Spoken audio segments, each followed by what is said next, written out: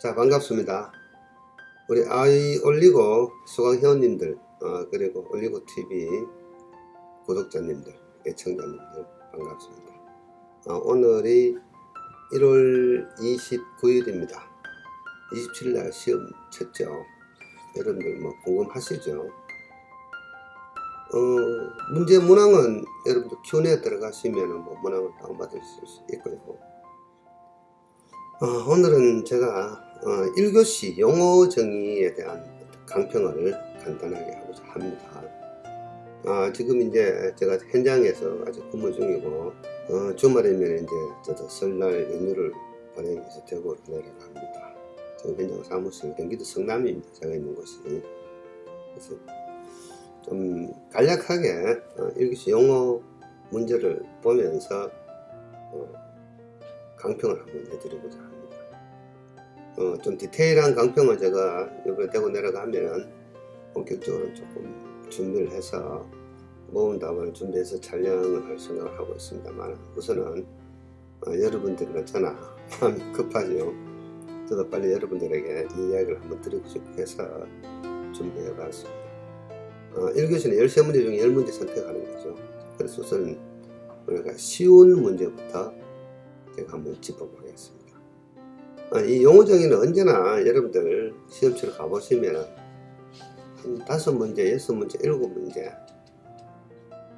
어떤 경우는 10문제 다 아는 문제도 나오고요. 보통 한 6문제 정도 수준에서 13문제 중에 6문제 정도, 약 한 50% 정도는 그나마 좀 쓸만한 게 나오고요. 나머지 50%는 완전히 생소한 게 나오죠. 그렇다고 1교시를 시험을 치고 2교시, 3교시, 4교시 시험 포기하시면 안 되죠.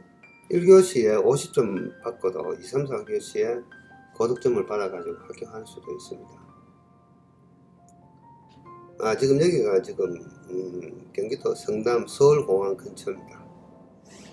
야간에 뭐 헬기가 자주 다니면서 여러분들 헬기 소리가 조금 입력이 될 겁니다. 조금 거슬리시더라도 이해를 하시기 바라고. 그래서 이 13문제 중에 10문제를 선택해야 되는데 1교시에 겨우 뭐 6문제 정도밖에 모른다. 그래도 여러분들 충분히 합격할 수 있습니다. 2, 3, 4교시에서 잘 치시면 돼요. 우선 문제 보고 제가 다시 소감을 말씀을 드리겠습니다. 우리가 늘 잘 출제되었던 문제도 몇 문제 나옵니다. 그래서 우선은 여러분들이 쉬운 문제부터 먼저 소개를 하고 어려운 문제는 뒤쪽에 소개를 하겠습니다. 첫 번째, 부마찰력. 이것은 뭐 기출 빈도가 엄청나게 높은 문제죠. 자, 그래서 이건 제가 강의하는 본 강의 교재에 나와 있습니다. 자, 그거는 이 자료는 제가 우리 올리고 학원에 들어오시면 이 자료를 여러분 다운받으실 수 있고요. 무료로 게시를 합니다. 그 다음에 준설순의 종류 및 특징. 이것도 뭐 단골 문제죠. 이것들은 뭡니까? 용어 정의 나오기도 하고요. 2교시, 3교시, 4교시 논술 나오기도 합니다. 그 다음에 휘빙과 보일링, 이건 마찬가지죠. 이것도 뭐 단골 문제죠. 출제 빈도가 높고. 일단 세 문제는 누구나 잘 쓸 수 있는 그런 문제가 나왔습니다. 그 다음에 네 번째, 터널 변상의 원인. 단어 자체가 조금 생소하죠. 변상. 자, 그럼 우리는 터널은 어떻습니까? 굴착 단계의 어떤 공정이 있고요. 두 번째는 뭡니까? 집어제 설치한 후의 어떤 공정이 있습니다. 굴착 단계에서는 집어제 설치하지 않았죠. 그리고 집어제 설치 후, 그 다음에 라이닝 콘크리트 타설 후의 어떤 상황이 있겠죠. 그래서 굴착 경우의 터널 붕괴, 집어제 설치 후 터널 붕괴, 그냥 라이닝 콘크리트 타설 후 터널의 어떤 붕괴라기보다는 어떤 변상, 이렇게 보시면 되겠습니다. 그래서 우리가 굴착 전, 굴착 후 집어제 타설 후 라이닝 타설, 이런데 라이닝 콘크리트는 어떻습니까? 굴착하고 모든 집안의 어떤 변이가 완전히 수렴이 되고 더 이상 변이가 없을 때, 보조 집어제 설치를 해서 더 이상 변이가 없고 터널이 안정이 되었을 때 라이닝 콘크리트를 치죠. 그래서 여기서 말하는 변상은 그 세 가지 단계별 다 적어도 되겠습니다만은 여기서는 유지 관리할 때 공용 중의 터널, 도로 터널이 되었던 뭐 철도 터널이 되었던 라이닝 콘크리트 타설 후 사용 중의 터널에 대한 어떤 상태 변화, 변상. 자, 복잡하게 변상이라고 적혀 있는데 사실은 라이닝 콘크리트 균열 원인 이거 생각하시면 됩니다. 제일 첫 번째는 뭐가 있습니까? 바깥의 힘, 외력. 외력은 여러 가지가 있습니다. 편토압, 수압, 동결융에 의한 동상의 압력, 배수 처리가 잘못되어서 수압이 걸리는 거, 이런 것. 평창성 지반, 평창성 지반에서 평창토압, 이런 것들. 그게 많이 있습니다. 그리고 또 어떻습니까? 콘크리트 자체가 문제가 있을 때, 콘크리트 생산부터 해서 시공관리 잘못했을 경우, 뭐 이런 것들. 그리고, 라이닝 콘크리트 치고 나면 어떻습니까? 이 정상부에는 공국이 생깁니다. 이 공국은 물론 그라우트 파이프를 미리 매설해 놨다가 그라우팅 작업을 이렇게 하는데 그 벽면에 어떤 공국 때문에 종방향으로 크라운부, 즉 터널 꼭대기 머리 쪽이 쭉 하면서 균열이 가는 그런 현상들, 이런 것들도 있을 수 있고요. 그 다음에 터널 자체는 하나의 구조물이죠. 그 하부, 인버터 하부 지반이 지지력이 약해가지고 전체적으로 부등치마가 발생한다든가, 그 부등치마는 행방향으로도 발생할 수 있고 종방향으로도 발생할 수 있고, 이런 모든 요인들이 어떻습니까? 라이닝 콘크리트나 인버터 콘크리트에 영향을 주는 현상. 그래서 대부분 균열로 많이 나타나죠. 이것을 우리는 터널의 변상이라고 볼 수 있습니다. 그래서 쉽게 이야기하면 라이닝 콘크리트 또는 인버터 콘크리트의 균열 원인, 이걸 적으시면은 터널의 변상 원인에 대해서 여러분들은 잘 적은 답이 될 수 있다. 자, 그래서 4번 문제까지도 무난히 공부하는 사람들은 이제 택할 수 있고, 그 다음 5번째, 민간 투자 사업의 추진 방식. 111회 때도 이런 문제가 기출이 되었습니다. BTL, BTO 이런 것들이 있죠. 약 한 8가지 정도가 있습니다. BTO, BTL, BOT, ROT, BO, RO, BLT, 뭐 RTL. 또 이런 경우도 있습니다. BTO와 BTL 비교 설명하라 이렇게 나오기도 하고. 그래서 이 민간 투자 사업에 대해서는 지금까지 많은 어떤 기출 문제가 출제되었기 때문에 5번 문제까지도 충분히 여러분들은 쓸 수가 있습니다. 자, 그래서 지금까지 소개한 대부분 내용들은 제가 강의하는 교재에 다 수록이 되어 있고요. 그 다음 6번째, 갈로의 수압시험.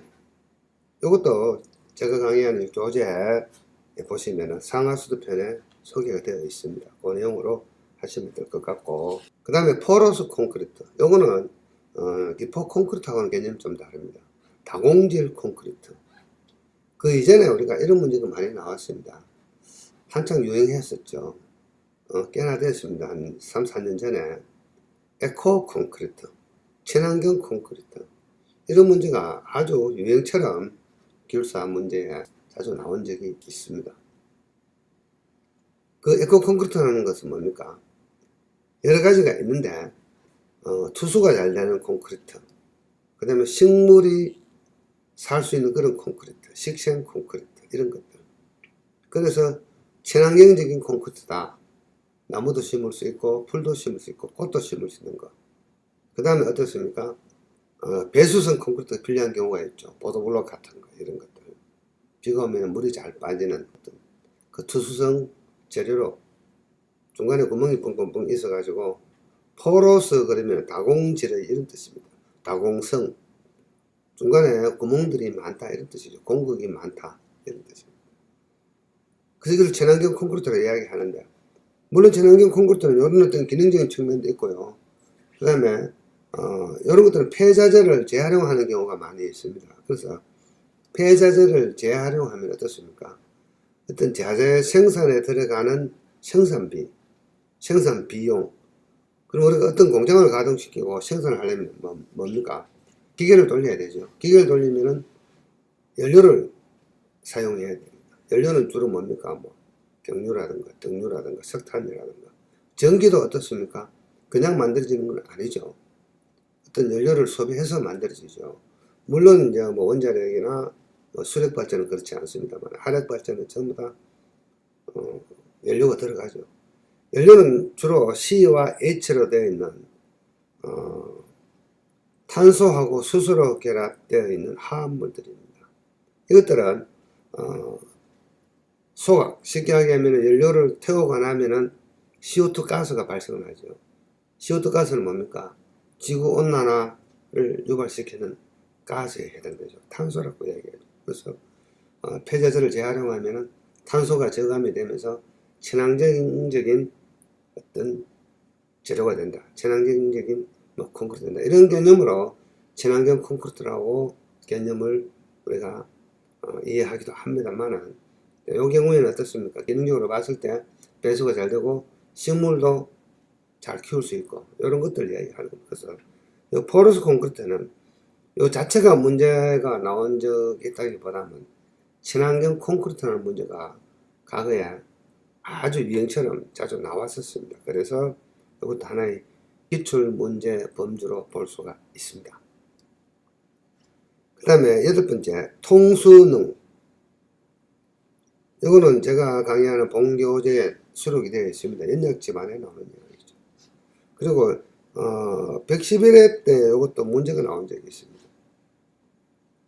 111회 때 기성연직 배수공법이라는 문제가 나온, 111회 때 아닌가요? 해수가 좀 헷갈리는데, 최근에 기성연직 배수공법이라는 문제가 나온 적이 있습니다. 페이퍼드레인 이런 것들 이야기하는 거죠. 이것도 제가 우리 아이올리그 학원 홈페이지에 들어오시면은 지금 무료로 제가 여러분들 회원가입만 하면 볼 수 있도록 해놓은 어떤 강좌가 하나 있습니다.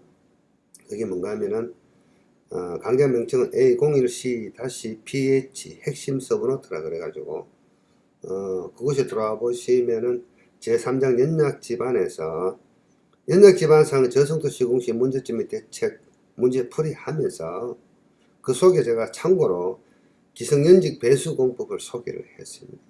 그 소개하면서 제가 이 통수능에 대해서 강의를 해놓은 것이 있습니다. 그거 보시면 되겠고, 이 통수능의 개념은 뭔가 하면은 우리가 페퍼 드레인이 되었던 샌드 드레인이 되었던 그 배수지를 타설할 때 주변 집안에 교란이 되죠. 그래서 그 교란되는 것을 우리는 스미어 이펙트라고 이야기합니다. 스미어 이펙트 영향하고 그 다음에 웰 저항이라고 있습니다.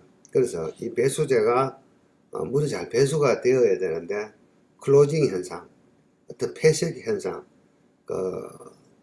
배수제 구멍이나 또는 샌드드레인인 경우에는 샌드드레인 공국이 부드러운 어떤 연역 집안의 어떤 이토분, 아주 부드러운 어떤 쉐리분에서 막혀버리면은 폐색 효과가 나타나면서 통수 능력이 감소되죠. 그래서 그것을 우리는 통수능이 저하된다 이렇게 이야기합니다. 그래서 연직 배수공법 할 때는 어떤 수평 방향의 어떤 압밀 계수를 찾아야 되는데, 그 수평 방향의 압밀 계수를 찾을 때 이 배수 능력, 통수 능력, 이 통수능이라는 어떤 개념이 들어가서 수평 압밀 계수를 구하는 식에 이 통수능이 필요합니다. 그래서 이 통수능은 시험으로 구합니다. 그래서 통수능 시험 방법, 그래서 통수능 시험 방법 이런 것도 문제가 자주 나온 적이 있고요. 원래는 토질에서 자주 나왔는데, 그 다음에 이제 스미어 이펙터라든가 웰 리지스턴스 이런 것들은 전부 다 토질 기술서에 잘 나오다가 최근에 토목 시공 기술서에서 빈번하게 출제가 되었던 문제들입니다. 그래서 8번 문제까지 어느 정도 공부 수준이 있으신 분들은 선택을 하실 수가 있고요. 그 다음에 9번째 문제, 교량의 내진 성능 향상 방법. 요거는 여러분들 꼭 내진 성능 향상 방법이라는 단어에 너무 해놓되지 말고요. 요것도 수년 전에 이 문제도 많이 유행을 했습니다. 면진 받침, 내진 받침 뭐 이런 거, 그 다음에 낙교 방지 대책 이런 것들이 있습니다. 그래서 주로 이것은 뭔가 하면은 여러 가지 어떤 내진 설계를 지금은 하고 있는데, 기존의 교량들, 지금의 내진 설계를 적용받지 못했던 기존의 교량들을 보강해서 최근에 어떻습니까? 경주, 포항, 흥해 진도가 꽤나 높은 5.6 수준의 어떤 지진이 일어났죠. 그래서 최근에 우리가 국내에 있는 각종 교량들, 지방자치단체에서 관리하는 거, 국토부에서 관리하는 거 전부 다 보강을 하고 있죠. 그래서 그 내진 보강하는 방법에 대한 이야기들입니다. 이것도 제가 좀 시간을 내어 가지고 공론 답안을 구성을 해서 여러분들에게 소개할 건데, 마땅하게 이번 시험에서 여러분들이 이렇게 완벽하게 쓰지 못했다 하더라도 내진 받침이나 면진 받침, 낙교 방지 방법, 이런 것들, 감쇄 댐퍼 이런 것들이 있습니다. 그런 거 혹시 공부하셨다면은 그 내용을 가지고 쓰시면 되고요. 그 다음에 혹시 여러분들이 이런 어떤 공사 현장, 기존의 교량의 어떤 거 내진 성능을 향상시키기 위한 설계를 하셨다든가 시공을 해봤다든가 또는 발주를 해봤다든가 이런 경험이 계신 분들은 이 문제를 선택할 수가 있겠죠. 그래서 우리가 근근히 어떻습니까? 9문제, 7문제 내지 8문제, 또 조금 더 공부하신 분들은 9문제 정도는 선택을 하실 수 있는 시험이었습니다. 그리고 나머지 한 문제는 건설공사의 사후평가. 이건 2015년도에 국토교통부 고시로 건설공사 사후평가 시행지침이라는 것이 나와 있습니다. 여러분 인터넷 들어가셔가지고 국가건설기준이라고 있죠. 그 기준에 들어가 보시면은 저런 것도 찾을 수가 있고요. 또는 요거는 뭡니까? 어떤 건설 관련 법규하고도 비슷한 거죠.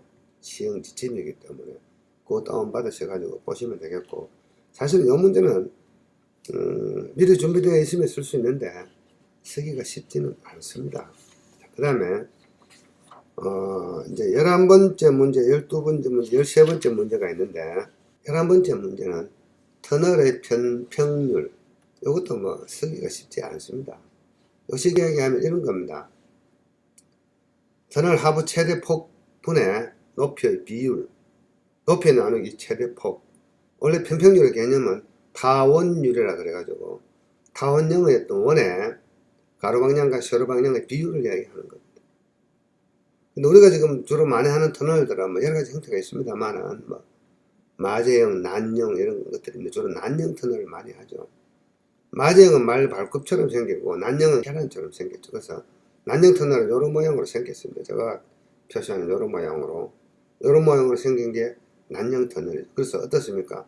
이 상부에 아치부의 어떤 원이 하나 있고요. 그 다음에 측벽부의 원이 하나 있고요. 인버터의 원이 하나 있어요. 그래서 이 원의 중심이 3개가 있습니다. 아치 원의 중심이 있고요. 측벽부 원의 중심이 있고요. 인버터 원의 중심이. 그래서 중심이 3개가 있는 그 터널이 난형 터널입니다. 그래서 자, 이 난형 터널이 어떻습니까? 이런 모양으로 되면 어떻게 되죠? 폭분의 높이는 어떻습니까? 편평률이 적어지죠. 이렇게 되면은 어떻습니까? 편평률이 커지죠. 그래서 일반적으로 2차로 터널인 경우에는 편평률을 0.7 정도로 보고요.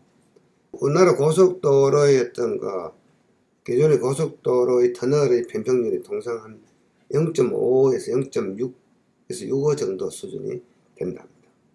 그래서 일반 고속도로 터널은 0.5 이상이 되고요. 대단면 터널은 0.5보다 좀 적을 수가 있답니다. 자, 그래서 0.5보다 적다는 이야기는, 자, 이런 터널이 있는데, 이런 터널에서 이 터널에서는 건축 한계와 차량 한계라는 개념이 있습니다. 그래서 이렇게 건축 한계가 정해져 있고요. 이 속에 차나 또는 어떻습니까? 지하철 열차가 다닐 때 그 차가 차지하는 그 공간 한계를 차량 한계라고 이야기합니다. 그래서 건축 한계와 차량 한계가 있는데, 이렇게 되면 어떻습니까? 건축 한계가 이렇게 되어 있다면은 이 부분에 어떻습니까? 건축 한계 바깥쪽에 쓸 수 없는 공간이 너무 많이 생기고 그만큼 굴착을 더 해야 되겠죠. 그 반면에 어떻습니까? 이렇게 되어 있던 것들을 이렇게 낮춰주면 어떻습니까? 건축 한계 외부에 있던 공간이 훨씬 절감이 되겠죠. 그리고 어떻습니까? 굴착량도 적어지겠죠. 그렇지만은 터널의 안정성은 조금 떨어질 수가 있다. 그래서 보조지벌제라든가 이런 어떤 보강을 특별히 고려해서 시공해야 된다. 그래서 편평률이 낮으면은 안정성이 좀 감소하고, 반면에 골착량을 줄일 수 있고 어떻습니까? 건축 한계 외측의 어떤 공간을 줄일 수 있어 가지고 경제적인 시공이 된다. 그 반면에 안전율을 좀 감소할 수 있기 때문에 단면 계획할 때 주의해서 해야 된다. 이게 편평률에 대한 개념입니다. 이것도 제가 조금 정리해서 여러분들에게 한번 말씀드리는 시간을 가져보겠습니다. 그래서 이 문제는 사실은 잘 쓰지 못합니다. 그런데 오래전에 22회 때 건축한계라는 문제가 나온 적이 있습니다. 건축한계. 그래서 이 건축한계를 공부하려면 터널 설계 관련 내용을 공부를 하셔야 됩니다. 그래서 터널 설계 관련 내용, 뭐 설계 지침이라든가 설계 기준이라든가 이런 거 공부하다 보면 어떻습니까? 자연스럽게 이 터널의 편평률 이야기가 나옵니다. 그래서 그런 거 공부할 때 조금 폭을 넓히는 사람들은 이 편평률에 대해서 쓸 수가 있겠죠. 자, 그 다음 12번째 문제는 뭔가 하면은 아치 교량의 로링 공법, LOER. 밑으로 하향한다, 낮춘다 이런 뜻입니다. 요게. 자, 그래서 이런 문제도 사실은 여러분들 선정하기가 쉽지 않아요. 좀 생소한 문제죠, 사실은. 자, 그래서 이것은 뭡니까? 콘크리트 아치의 가설 공법의 종류들이 있습니다. 지보 공법을 하는 방법이 있고, 캔틸레버 가설 공법이 있고, 기타 특수 공법이 있는데, 특수 공법 속에 나오는 것이 로링 공법이다. 그렇게 생각하시면 되겠습니다. 이것도 제가, 좀 시간을 내가지고 요약 정리해서 여러분들께 한번 소개하는 시간을 가져보겠습니다. 자, 그 다음에 13번째 문제, 역시 교량 문제네요. 스트레스 리본 교량.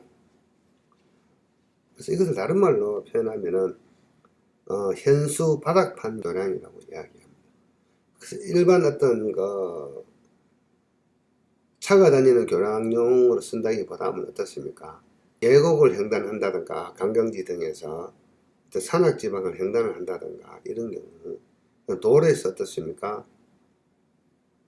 4차선, 5차선 도로를 횡단하는 보도 교량, 사람이 다니는 교량을 가설할 때 중간에 조각을 씌울 수가 없으니까 이런 프리스트레싱 공법을 하는데 상판 데크를 아주 얇게 해서 프리스트레스로 당겨서 가설하는 보도교 공법이다. 이렇게 생각하시면 되겠습니다. 우리가 구름다리 있죠. 구름다리, 흔들다리. 뭐 공간은 좀 개념이 다릅니다만은. 그래서 이것도 조금 아주 생소한 문제죠. 자, 그래서 우리가 이 1교시 문제를 살펴보니까 어떻습니까? 너무 구석구석 들어가는 느낌을 받죠. 너무너무 구석구석 짚고까지 문제가 출제된다 생각하시면 되겠습니다. 여러분들 이런 거 아십니까? 제가 이게 어떤 공룡 매체라서 제가 이상한 이야기는 못하겠습니다만 골든벨을 울려라. 저도 그 골든벨을 울려라를 많이 좋아합니다만 수많은 어떤 학교 학생이 앉아가지고 퀴즈 문제를 풀어나갑니다. 그래서 계속 낙방하고 골든벨을 울리지 못하는 경우도 있습니다만 어느 한 최후의 1인이 어떻습니까? 골든벨을 땡글이 아니죠. 골든벨을 땡땡땡 치죠. 누군가는 통과합니다. 아무리 용어 설명 문제가 어렵게 나온다 하더라도 여러분 어떻습니까? 응시하는 사람들의 조건은 똑같습니다. 경기 조건은 똑같아요. 그 사람도 어렵고 나도 어렵고. 자, 그래서 이런 말 많이 들어보시죠.